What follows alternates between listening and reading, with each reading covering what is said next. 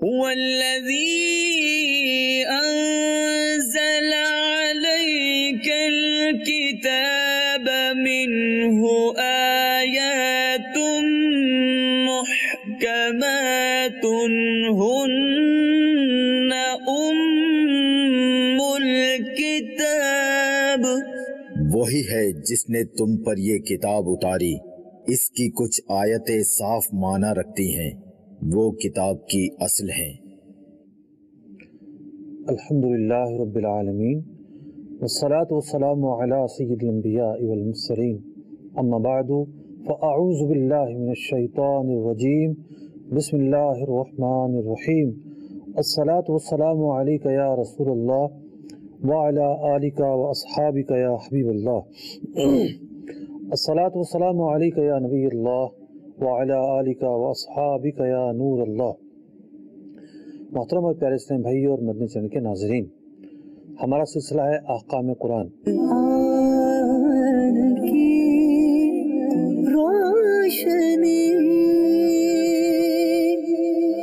Number 1، طلاق دیتے وقت بھی قصداً بیوی کو ضرر پہنچانے کا طریقہ جائز نہیں۔ نمبر 2، مذاق میں بھی طلاق ہو جاتی ہے۔ نمبر 3، قرآن سنت کی تعلیمات اللہ تبارک و تعالیٰ کی بہت بڑی نعمت ہے۔ نمبر 4، آیت نمبر 232 کا شان نزول کیا ہے۔ نمبر 5، لڑکی کو پسند کا نکاح کرنے پر قرآن کریم فرقان حمید نے کیا اہم شرط بیان کی ہے۔ نمبر 6، قرآن و حدیث کی تعلیمات پر عمل کرنا تزکیہ اور قلبی طہارت کا سبب ہے۔ نمبر 7، بیوہ کی عدت 4 مہینے 10 دن ہے جبکہ حاملہ نہ ہو۔ نمبر 8، عدت کے دوران نکاح کا پیغام بھیجنے کے کیا احکامات ہیں۔ تو محترم ناظرین کرام، آپ نے فہرست ملاحظہ کی۔ آئیے سب سے پہلے ہم سورہ بقرہ کی آیت نمبر 231 کی تلاوت اور ترجمہ سنتے ہیں اور پھر اس کے جو عنوانات ہیں اس پر گفتگو کریں گے۔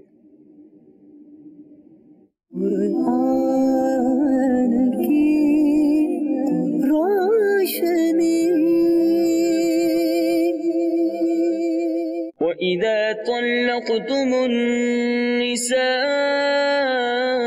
فَبَلَغْنَ أَجَلَهُنَّ فَأَمْسِكُوهُنَّ بِمَعْرُوفٍ أَوْ سَرِّحُوهُنَّ بِمَعْرُوفٍ وَلَا تُمْسِكُوهُنَّ ضِرَارًا لِتَعْتَدُوا وَمَنْ يَفْعَلْ ذَلِكَ فَقَدْ ظَلَمَ نَفْسَهُ وَلَا تَتَّخِذُوا آيَاتِ اللَّهِ هُزُوًا وَاذْكُرُوا نِعْمَةَ اللَّهِ عَلَيْكُمْ وَمَا أَنزَلَ عَلَيْكُمْ مِنَ الْكِتَابِ وَالْحِكْمَةِ يَعِظُكُمْ بِهِ وَاتَّقُوا اللَّهَ وَاعْلَمُوا أَنَّ اللَّهَ بِكُلِّ شَيْءٍ عَلِيمٌ۔ اور جب تم عورتوں کو طلاق دو اور ان کی میعاد آ لگے تو اس وقت تک یا بھلائی کے ساتھ روک لو یا نکوئی یعنی اچھے سلوک کے ساتھ چھوڑ دو، اور انہیں ضرر دینے کے لیے روکنا نہ ہو کہ حد سے بڑھو، اور جو ایسا کرے وہ اپنا ہی نقصان کرتا ہے۔ اور اللہ کی آیتوں کو ٹھٹھا نہ بنا لو، اور یاد کرو اللہ کا احسان جو تم پر ہے، اور وہ جو تم پر کتاب و حکمت اتاری تمہیں نصیحت دینے کو، اور اللہ سے ڈرتے رہو اور جان رکھو کہ اللہ سب کچھ جانتا ہے۔ سورہ بقرہ کی آیت نمبر 231 میں پس منظر چل رہا ہے طلاق کے حوالے سے۔ اس میں ایک طلاق کے پس منظر میں بات ہو رہی ہے، وَإِذَا طَلَّقْتُمُ النِّسَاءَ، کہ جب شوہر نے طلاق دے دی ہے، ایسی طلاق کہ جس میں وہ رجوع کا حق رکھتا ہے، فَبَلَغْنَ أَجَلَهُنَّ، اور عدت ختم ہونے کے قریب آ چکی ہے۔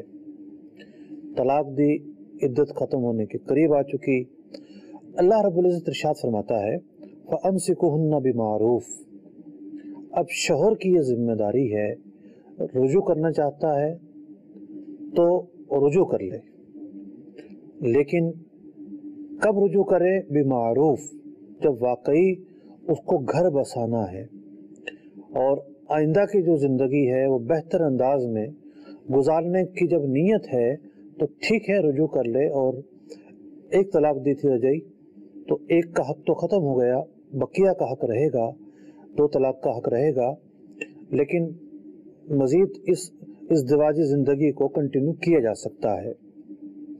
اور سرحوہن بمعروف، اور اگر شوہر یہ سمجھتا ہے کہ زندگی اس ٹریک پر نہیں گزر سکتی کہ جو اس کے حالات ہیں، تو پھر بہتر طریقے سے بیوی کو الگ کر دے۔ فرمایا گیا وَلَا تُمْسِكُهُنَّ ضِرَارًا، لیکن عورتوں کو اذیت نہ پہنچاؤ، لِتَعْتَدُوا، تم ان کو روک لو تاکہ انہیں ضرر پہنچے، ان پر ظلم واقع ہو، یہ طریقہ اختیار نہ کرو۔ پس منظر یہ ہے جو مفسرین نے بیان کیا کہ بعض لوگوں کی عادت تھی کہ ایک طلاق دیتے، عورت 1 ماہواری گزارتی، 2 ماہواری گزارتی، تیسری ماہواری شروع ہوتی، ابھی وہ ختم ہونے کے قریب آتی کہ رجوع کر لیتے، پھر دوبارہ طلاق دے دیتے، پھر دوبارہ یہی سرکل شروع ہوتا، اور تیسری ماہواری جیسے ہی ختم ہونے کے قریب آتی دوبارہ رجوع کر لیتے، اور پھر دوبارہ تیسری طلاق دے دیتے۔ اس طریقے سے عورت کی جو عدت ہے وہ طویل ترین ہوتی جاتی، اور اس رجوع کرنے کا مقصد گھر بسانا نہیں ہوتا تھا، بلکہ مقصد ہی یہ ہوتا تھا کہ عورت کو ضرر پہنچے، تکلیف پہنچے، اسے رسوا کیا جائے اور اسے نقصان پہنچایا جائے۔ تو یہاں دیکھیے کہ شریعت مطہرہ نے جو اصول بیان کیے ہیں، انما الامور بالمقاصد، کہ اعمال کا جو دار و مدار ہے وہ مقاصد پر ہے کہ کرنا کیا چاہتا ہے کوئی۔ تو اگر ایک شوہر گھر بسانے کے لیے رجوع کرنا چاہتا ہے تو عمدہ عمل ہے، عورت کو اذیت دینے کے لیے، تکلیف پہنچانے کے لیے رجوع کرنا چاہتا ہے تو قرآن کریم فرقان حمید نے اسے ضرر کا سبب اور ظلم کا سبب قرار دیا ہے۔ فرمایا وَمَن يَفْعَلْ ذَلِكَ فَقَدْ ظَلَمَ نَفْسَهُ، اور جو ایسا کرے گا وہ اپنے آپ پر ظلم کرے گا۔ سوال یہ پیدا ہوتا ہے کہ ظلم تو یہ بیوی پر کر رہا ہے، لیکن قرآن کریم فرقان حمید نے یہ کیوں کہا کہ یہ اپنے آپ پر ظلم کرے گا؟ اس کی وجہ یہ بیان کی گئی کہ اس کا یہ عمل گناہ ہے، اللہ تعالیٰ کی ناراضگی کا سبب ہے، اور اس ناراضگی کا سبب یہ بنتا ہے کہ یہ شخص عذاب نار کا مستحق ہو جاتا ہے۔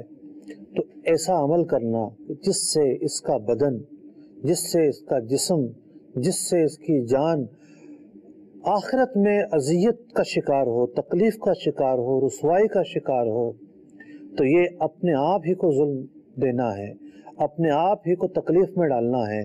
اس لیے فرمایا گیا وَمَن يَفْعَلْ ذَلِكَ فَقَدْ ظَلَمَ نَفْسَهُ، جو شخص ایسا کرے گا اس نے کسی اور کو تکلیف نہیں دی، اپنے آپ کو ہی تکلیف دی ہے۔ فرمایا گیا وَلَا تَتَّخِذُوا آیَاتِ اللَّهِ هُزُوًا، اور خبردار اللہ تعالیٰ کے جو احکام ہیں ان کا مذاق نہ اڑاؤ، یا انہیں ہلکا نہ جانو، یا ان کے بارے میں ایسا طرز عمل اختیار نہ کرو کہ جو سنجیدگی پر مشتمل نہ ہو۔ اب ویسے تو اس آیت کا جو ظاہر ہے وہ یہ ہے کہ شریعت مطہرہ پر عمل کیا جائے، اور شریعت مطہرہ پر عمل کرتے ہوئے زندگی گزاری جائے، اسلام کی تعلیمات کو، اسلام کے احکام کو، اسلام کے نظام کو حق مانتے ہوئے اس پر عمل کیا جائے۔ اس میں اعتراض بیجا کرنا، اس کے اندر بیجا جو ہے وہ تنقید کرنا، یہ مسلمانوں کا شیوا نہیں ہو سکتا۔ لیکن ایک اور پہلو بعض مفسرین نے بیان کیا، وہ یہ بیان کیا کہ طلاق سے نکاح ختم ہوتا ہے، طلاق کے مختلف احکام ہیں، بعض میں زبانی یا فعلی رجوع کا اختیار نہیں ہوتا، نکاح ہی کرنا پڑتا ہے، بعض میں رجوع کرنا ممکن ہوتا ہے، 3 طلاق کے بعد تو بیوی مستقل حرام ہو جاتی ہے، پھر سوائے ایک طریقے کے۔ اب بات یہ ہے کہ طلاق ایک حکم شرعی ہے، طلاق دینے سے بہت سارے احکام بدل جاتے ہیں، بیوی حرام ہو جاتی ہے، اس کی عدت شروع ہو جاتی ہے، شوہر پر عدت کے تعلق سے جو احکام ہے وہ شروع ہو جاتے ہیں، تو طلاق دینا کوئی مذاق نہیں ہے کہ طلاق کو مذاق بنا لیا جائے۔ یہ بھی مراد اس آیت مبارکہ کے اس حصے کی ہو سکتی ہے، اور اسی لیے فقہا بیان کرتے ہیں کہ مذاق میں دی جانے والی طلاق بھی واقع ہو جاتی ہے کہ اگر کوئی شخص حدیث کے مضامین سے بات ثابت ہے کہ نکاح ہو، طلاق ہو اور آزاد کرنا ہو، اگر کوئی شخص سنجیدگی میں کرے گا جب بھی عمل واقع ہو جائیں گے، مذاق میں کرے گا جب بھی عمل واقع ہو جائیں گے۔ اور طلاق دینا ایک اہم ذمہ داری کا موقع ہوتا ہے۔ جس طریقے سے بندہ اپنے فیصلے، اپنے اہم معاملات، اپنے روزگار سے متعلق باتیں کوئی بیٹھے بٹھائے نہیں کر دیتا، بلکہ سوچتا ہے، پلاننگ کرتا ہے، کچھ مشورہ کرتا ہے سمجھدار اور جاننے والے لوگوں سے کہ ایسے موقع پر کیا کرنا چاہیے، پھر جا کر ڈیسیجنز لیتا ہے۔ لیکن طلاق کو بعض لوگ مذاق بنا لیتے ہیں کہ جب چاہا طلاق دے دی، اور ایک بھی نہیں نہ جانے کتنی کتنی طلاق دے دی۔ تو طلاق کے معاملے میں غیر سنجیدگی کا مظاہرہ یہ قابل مذمت بات ہے، اور پھر اگر کوئی یہ سمجھتا ہے کہ مذاق میں طلاق نہیں ہوتی تو یہ اس کی بھول ہے۔ طلاق ایک ایسا عمل ہے جو مذاق میں بھی وقوع پذیر ہو جاتا ہے اور واقع ہو جاتا ہے۔ گویا کہ سمجھیے کہ کوئی بس جو ہے وہ کسی کو رون ڈالے یا کسی دیوار پر آ کر آ لگے تو لازمی طور پر دیوار کو نقصان پہنچائے گی۔ اب سبب کوئی بھی ہو، ڈرائیور نشے میں تھا، یا اسے نیند آ گئی تھی، یا بریک فیل ہو گیا تھا، یا کوئی اور وجہ تھی اس ایکسیڈنٹ کا، تو طلاق دینے کا معاملہ ایسا ہی ہے۔ طلاق کوئی ایسا تو ہے نہیں کہ پھولوں کے ٹوکرے میں سجا کر دی جاتی ہے، اسباب ہوتے ہیں۔ بعض اوقات شوہر کا غصہ ہوتا ہے، بعض اوقات ایک ذہنی تناؤ ہوتا ہے، بعض اوقات بیوی کا مطالبہ ہوتا ہے، بعض اوقات جو ہے دونوں مل کر فیصلہ کرتے ہیں کہ اب ہم زندگی اچھے طریقے سے نہیں گزار سکتے، تو یہ فیصلہ کرتے ہیں۔ لیکن جو سمجھدار لوگ ہوتے ہیں وہ جلد بازی نہیں کرتے، اس طرح کے معاملات میں بڑبڑ آ کر نہیں فائر کر دیتے کہ جناب طلاق کے علاوہ جو ہے انہیں باتیں نہیں کرنی آتی، طلاق کے علاوہ کچھ کہنا نہیں آتا، طلاق کے علاوہ ان کے دماغ میں کچھ چل نہیں رہا ہوتا۔ تو یہ جو طرز عمل ہے یہ قابل مذمت طرز عمل ہے۔ اللہ تعالیٰ کے یہ احکام ہے، ان احکامات کے اندر یوں غیر سنجیدگی اور پھر بعد میں پچھتاوا اور پھر بعد میں ہیلے بازیاں اور طلاق دے کر بھی چھپانا اور پھر طلاق دینے کے بعد جو گناہ کی زندگی ہے وہ گزارنا، یہ سب کیا ہے؟ غیر سنجیدگی اور شریعت مطہرہ کی تعلیمات سے کھلم کھلا جو ہے وہ بے عملی کا معاملہ ہے، کھلم کھلا یعنی کہ روگردانی کا معاملہ ہے۔ اللہ رب العزت اگلے حصے میں ارشاد فرماتا ہے وَاذْكُرُوا نِعْمَةَ اللَّهِ عَلَيْكُمْ، اے لوگو اللہ تعالیٰ کی جو نعمتیں ہیں جو اللہ تعالیٰ نے تمہیں دی ہیں وہ یاد کرو۔ موقع محل یہ ہے کہ نعمتیں تو کسی بھی نعمت کو یہاں مراد لیا جا سکتا ہے، خاص طور پر جو ازدواجی زندگی ہے اللہ تبارک و تعالیٰ کی بہت بڑی نعمت ہے۔ انسان کو اس سے خوشیاں نصیب ہوتی ہے، اولاد نصیب ہوتی ہے، ہر اولاد اپنا ایک نصیب لے کر آتی ہے، گھر کی جو ویرانگی اور وحشت ہے وہ دور ہوتی ہے، گھر جو ہے وہ یہ سمجھیے کہ خوشیوں کا مرکز بن جاتا ہے۔ تو یہ نکاح، یہ شادی، بیوی کے حقوق، بیوی کا ساتھ ہونا، یہ تمام کا تمام جو ماحول ہے یہ تو خاص اللہ تعالیٰ کی نعمت ہے۔ تو فرمایا گیا وَاذْكُرُوا نِعْمَةَ اللَّهِ عَلَيْكُمْ، اللہ تعالیٰ کی نعمت کو یاد کرو۔ وَمَا أَنزَلَ عَلَيْكُمْ مِنَ الْكِتَابِ وَالْحِكْمَةِ، اور اللہ تعالیٰ کی جو کتاب ہے قرآن کریم اور جو حکمت کی باتیں نبی اکرم علیہ السلام کے ذریعے تمہیں سننے کو ملتی ہیں، یہ بھی اللہ کی نعمت ہے۔ یہ جو شریعت کی تعلیمات، شریعت کا نظام، عدل کا نظام، مساوات کا نظام، حقوق کا نظام، ہر ایک کے فرائض اور ہر ایک کی ذمہ داریوں کا تعین، یہ تمام کی تمام جو چیزیں ہیں جو قرآن و سنت نے ہمیں دی ہیں، فرمایا گیا وَاذْكُرُوا، ان چیزوں کو یاد کرو، یہ اللہ کی نعمت ہے۔ ان کا خیال کرو، ان کا احساس کرو، ان کی پاسداری کرو، ان کی مخالفت نہ کرو اور ان کی خلاف ورزی کر کے خود کو ہلاکت میں نہ ڈالو۔ یعظکم بہ، اللہ تبارک و تعالی تمہیں نصیحت فرماتا ہے، ان چیزوں کا خیال کرو۔ واتقوا اللہ، اللہ سے ڈرو۔ وَاعْلَمُوا أَنَّ اللَّهَ بِكُلِّ شَيْءٍ عَلِيمٌ، اور جان لو اللہ تبارک و تعالی ہر چیز سے آگاہ ہے، اس پر کچھ مخفی نہیں ہے۔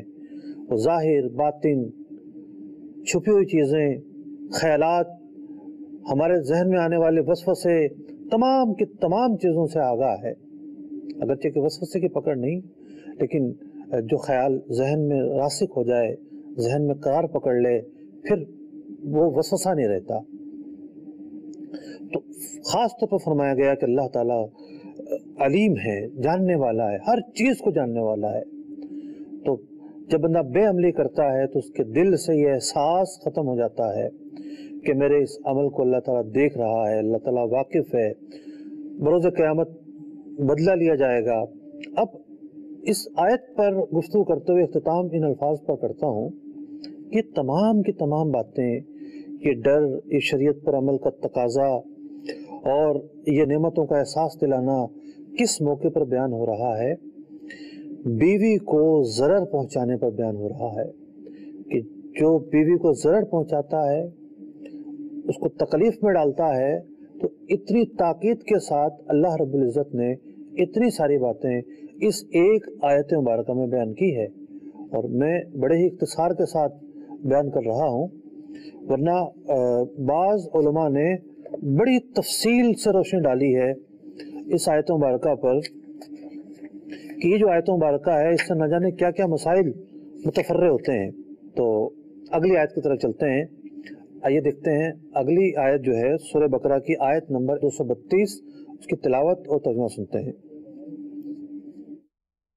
وَإِذَا طَلَّقْتُمُ النِّسَاءَ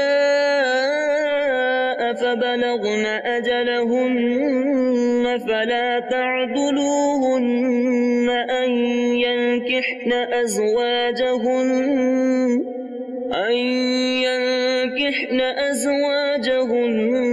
إِذَا تَرَاضَوْا بَيْنَهُم بِالْمَعْرُوفِ ذَلِكَ يُوعَظُ بِهِ مَن كَانَ مِنكُمْ يُؤْمِنُ بِاللَّهِ وَالْيَوْمِ الْآخِرِ ذَلِكُمْ أَزْكَى لَكُمْ وَأَطْهَرُ وَاللَّهُ يَعْلَمُ وَأَنتُمْ لَا تَعْلَمُونَ۔ اور جب تم عورتوں کو طلاق دو اور ان کی میعاد پوری ہو جائے تو اے عورتوں کے والیوں، انہیں نہ روکو اس سے کہ اپنے شوہروں سے نکاح کر لیں جبکہ آپس میں موافق شرع رضامند ہو جائیں۔ یہ نصیحت اسے دی جاتی ہے جو تم میں سے اللہ اور قیامت پر ایمان رکھتا ہو، یہ تمہارے لیے زیادہ ستھرا اور پاکیزہ ہے، اور اللہ جانتا ہے اور تم نہیں جانتے۔ سورہ بقرہ کی آیت نمبر 232 کا شان نزول مفسرین نے بیان کیا کہ حضرت ماقل بن یسار مزنی کی بہن کا نکاح عاصم بن عدی کے ساتھ ہوا، انہوں نے طلاق دے دی۔ عدت گزارنے کے بعد، یعنی طلاق 3 نہیں دی تھی، عدت گزارنے کے بعد عاصم نے پھر درخواست کی کہ کیوں نہ دوبارہ زندگی گزار لی جائے، تو ماقل بن یسار یعنی زوجہ کے بھائی جو تھے وہ مانے ہوئے، اور انہوں نے قسم اٹھا لی کہ اگر تم نے نکاح کیا دوبارہ اپنے شوہر کے ساتھ تو تم جو ہے پھر اپنے بھائی کا چہرہ نہیں دیکھ سکو گی۔ خفتگی کا اظہار کیا انہوں نے، اور معاملہ بارگاہ رسالت میں پہنچتا ہے، آیت مبارکہ نازل ہوتی ہے۔ اللہ رب العزت ارشاد فرماتا ہے وَإِذَا طَلَّقْتُمُ النِّسَاءَ، اور جب طلاق دی جائے عورت کو اور اس کی عدت ختم ہو جائے، فَلَا تَعْضُلُوهُنَّ أَن يَنكِحْنَ، تو اے اولیاء، یعنی عورت کے جو اولیاء ہیں، باپ ولی ہوتا ہے، بھائی ولی ہوتا ہے، مختلف صورت ہے ولی ہونے کی، تو تم انہیں نکاح کرنے سے نہ روکو۔ عورت کا حق ہے نکاح کرنا، وہ जहाँ अच्छा और मुनासिब रिश्ता है निकाह कर सकती है। लेकिन भाई के रोकने की या बाप के रोकने की माकुल वजह है तो उसका भी ख्याल रखा जाएगा। जब माकुल वजह ना हो, महज गुस्सा बुनियाद हो या नफरत बुनियाद हो, तो ये माकुल वजह नहीं है। उन्हें तलाक हुई, 3 तलाक हुई नहीं थी, दोबारा रुजू का हक हासिल था, इद्दत ख़त्म होने के बाद निकाह होना था, निकाह होने के बाद साबिक शौहर की तरफ लौट जाना था। तो इनके भाई माकिल बिन यसार जो हैं, इनका ये अमल दुरुस्त नहीं था। इन्हें गुस्सा ज़रूर था कि मेरी बहन को तलाक क्यों दी। और आज हम ये देखते हैं कि हमारे यहाँ भी बहुत सारी जगहों पर औरत जो है वो बड़ी डिस्टर्ब होती है। यानी होता ये है कि तलाक बिल्कुल नहीं होती। जो शौहर है उसका अपने सालों के साथ झगड़ा हो जाता है या ससुर के साथ झगड़ा हो जाता है या कोई आपस में सब तनाज़ा पैदा हो जाता है कि बच्चे को उठाए घर बिठा लेते हैं। अच्छा, बाद औक़ात एक तलाक भी हो जाती है, ऐसा भी होता है। बाद औक़ात औरत की भी गलतियाँ होती हैं, शौहर तंबे के लिए एक तलाक उसे दे देता है, लेकिन बाद में दोनों ही सोच रहे होते हैं कि नहीं, हमें निकाह कर लेना चाहिए।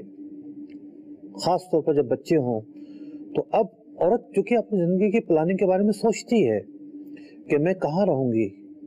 बड़े शहरों के अंदर क्या है कि हर भाई जो है वो अलग अलग जो है वो मुकीम है, अपने अपने घर में ठहरा हुआ है। यहाँ तक कि बहुत सारे घर ऐसे मेरे इल्म में हैं कि जहाँ बूढ़े वालिदैन एक घर में रहते हैं और हर भाई अपनी ज़ौजा के साथ जुदा घरों में रहता है और बाद औक़ात वालिदैन का भी इंतकाल हो चुका होता है। ऐसे हालात के अंदर एक औरत जिसको तलाक हो चुकी है वो माशरती तौर पर बोझ समझी जाती है भाइयों पर। भाई बाज़ औक़ात बोझ नहीं समझते, उनकी बीवियां बोझ समझ रही होती हैं और उम्र और रिश्ता आने की जो मियाद है वो उर्फ़न और आम तौर पर एक वक्त तक होती है, फिर रिश्ते भी नहीं आया करते। तो क्या ऐसी नफ़रत है? शौहर ने 3 तलाक तो दी नहीं है, 1 दी थी या 2 दी थी। औरत अपने दोबारा रुजू करना चाहती है, लौटना चाहती है, वापसी चाहती है और दोनों इस बात पर अज़्म मुसम्मम किए हुए हैं आइंदा का जो मरहला है वो अच्छा होगा, उम्दा होगा और हम बेहतर तरीके से अपना घर आबाद कर पाएंगे। तो रुकावट नहीं बननी चाहिए घर वालों को। हाँ, अगर वाक़अतन ऐसे हालात हों, शौहर शराबी हो, कमाता ही ना हो, बीवी को अजियत पहुँचाता हो और आइंदा भी यही सारे मामलात जारी रहने के इम्कानात कवी और रोशन हों, ऐसे हालात में जाहिर बात है जो ये मशवरा देता है कि इससे निकाह ना करो, वो गलती पर नहीं है, वो ख़ता पर नहीं है। लेकिन जहाँ कोई ऐसा माने ना हो, जहाँ कोई ऐसी रुकावट ना हो, वहाँ अना को बुनियाद बनाकर जो है वो औरत की ज़िंदगी तबाह कर देना। अक्सर ये होता है कि शौहर तो दूसरी शादियाँ कर लेते हैं लेकिन जो ख़वातीन हैं वो अजियत का शिकार रहती हैं, तानों का शिकार रहती हैं, घरों में पाए जाने वाली घुटन का शिकार रहती हैं। तो ऐसी जो है वो मुरव्वत और ऐसा लंबा नाक रखना कि नहीं जनाब तुम्हारे शौहर ने तो ये कर दिया था और अब एक कैसे मुमकिन है कि तुम उनसे दोबारा निकाह कर लो।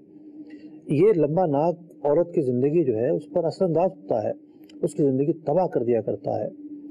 तो कुरान मजीद फुरकान हमीद की इस आयत मुबारका में ऐसा ही एक मामला बयान हो रहा है कि जब बीवी अपने साबका शौहर की तरफ रुजू करना चाहती है और रास्ता मौजूद है तो फिर मना करने का इख्तियार नहीं है।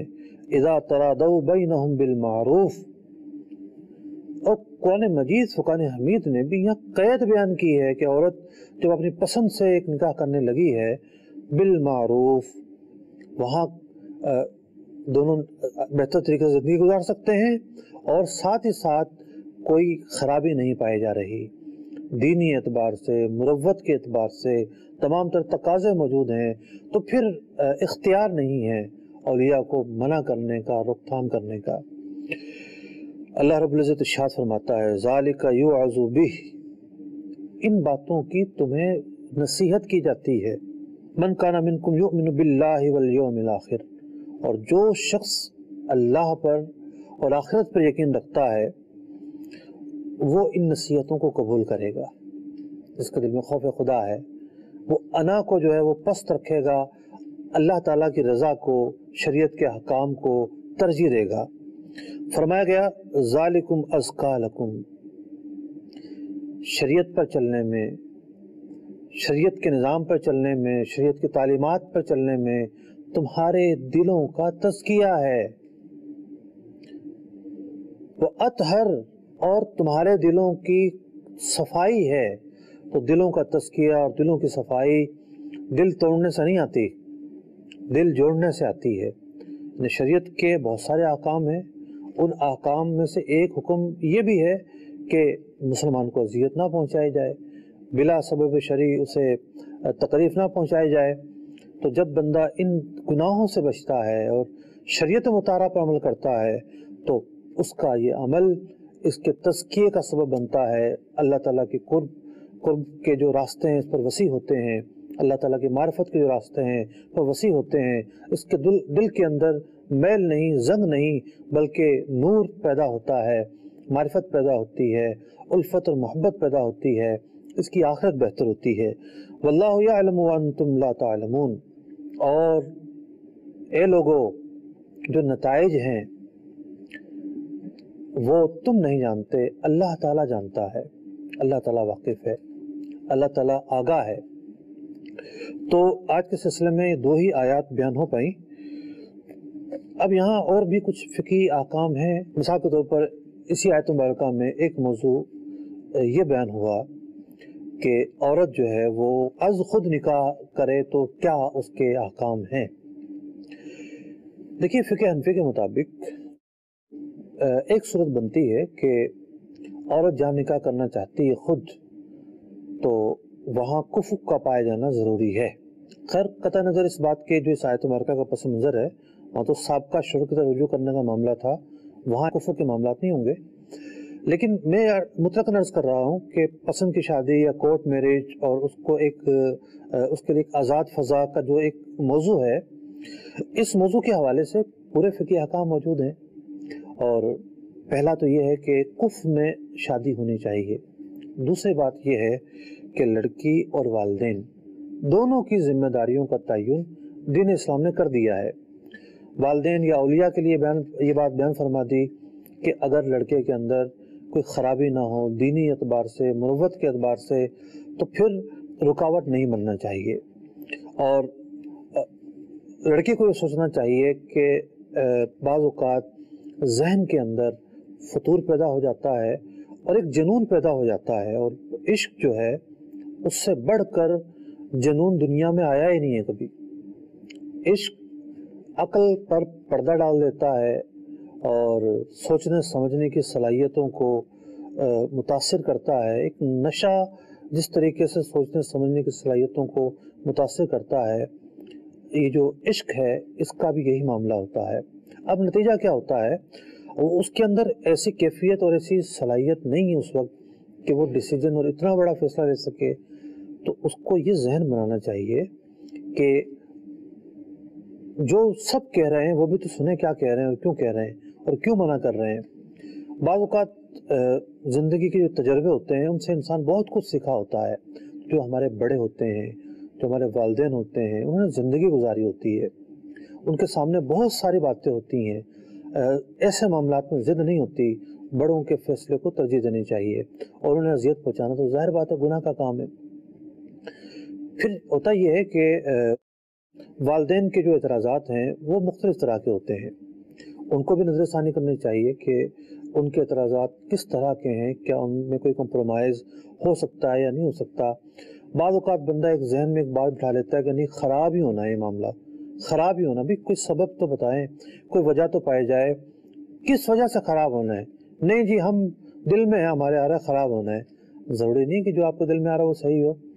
اسباب پر غور کرنا چاہیے. رشتے جب ہوتے ہیں اس کے اندر تفتیش ہوتی ہے، اس کے اندر معلومات لی جاتی ہیں، لڑکے کریکٹر کو دیکھا جاتا ہے، اس کے والدین کو، گھر کے ماحول کو، سب چیزوں کو دیکھا جاتا ہے. تو لیکن بعض احادیث میں ہے کہ بسا اوقات ایسا ہوتا ہے انسان کسی کام کے متعلق یہ ذہن بنا لیتا ہے اس کا نتیجہ خراب نکلے گا، مفہوم عرض کر رہا ہوں، تو پھر اس کا نتیجہ خراب نکل آتا ہے۔ اور ایک حدیث میں نے یہ بھی پڑھی تھی، اس کا مفہوم یہ عرض کر رہا ہوں کہ انسان کسی کام کے متعلق سوچتا ہے بہتری ہوگی تو اللہ تعالیٰ اس میں بہتری ہی پیدا فرما دیتا ہے۔ تو معاملات بڑے نازک ہیں، بہت بہت نازک ہیں۔ اللہ تعالیٰ عقل، فہم، فراست عطا فرمائے اور ہر گھرانے کو خوشیاں نصیب فرمائے، اور اس طرح کے جو گھریلو پیچیدگیوں کے معاملات ہیں اللہ تبارک و تعالیٰ انہیں اچھے طریقے سے خوش اسلوبی کے ساتھ حل کرنے کی توفیق عطا فرمائے۔ اور اصل چیز تو یہ ہے کہ اللہ تعالیٰ ایسی آزمائش پر اور ایسے حالات پر ہمیں جو ہے وہ وابستہ نہ فرمائے اور آزمائشوں سے محفوظ فرمائے۔ آمین بجاہ النبی الامین صلی اللہ تعالی علیہ وسلم۔ هو الذي أنزل عليك الكتاب منه آيات محكمات هن أم الكتاب، وہی ہے جس نے تم پر یہ کتاب اتاری، اس کی کچھ آیتیں صاف معنی رکھتی ہیں، وہ کتاب کی اصل ہیں۔